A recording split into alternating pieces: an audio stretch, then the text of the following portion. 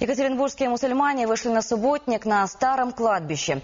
Уже полвека оно закрыто, и за могилами никто не ухаживает. Но у многих там похоронены родственники, и сейчас люди пытаются найти могилы. Подробности у Алены Калининой. Он как-то рассказывал,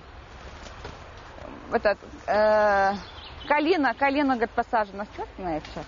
На заброшенном кладбище Сария Бакирова пытается найти могилу дяди. О том, что он похоронен именно здесь, ей рассказал отец. В 64-65 годах, уже последние годы были похоронения.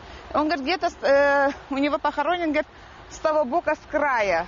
Ну, потому что эти уже не сохранились камни. Многие надгробия разрушены, могилы заросли. Мусульманское кладбище в Екатеринбурге появилось еще до революции. Самые старые могилы заметны сразу. Когда были захоронены первые мусульмане, проживающие, как коренные башкиры-татары, то письменность, которая раньше была у национальных, то есть татаро-башкирских организаций, она была представлена арабскими буквами. Но по этой же причине сейчас так сложно найти места захоронения родных. Да и данные об усопших потеряны. В 2006 году тут было нападение вандалов, когда еще был домик для смотрителя, а вот его подожгли. Вместе с домиком сгорел план кладбища. С тех пор сюда редко кто приходит. Восстанавливать мемориал начали 3 года назад, в субботников. На уборку выходят с утра, после молитвы.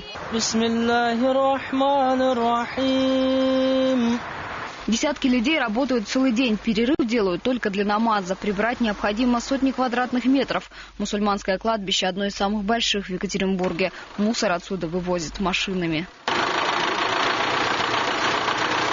Недавно здесь поставили новый забор и повесили табличку. Теперь, говорят организаторы субботника, у людей появилось больше шансов найти могилы родственников. Правда, чтобы продлить поиски и пробраться сквозь лесную чащу, предстоит собрать сотни мешков мусора.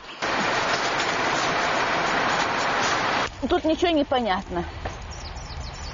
Краской, видимо, написано было. Все, конечно, ничего. Алена Калинина, Дарья Устюгова, Юрий Капустин. Вести Урал.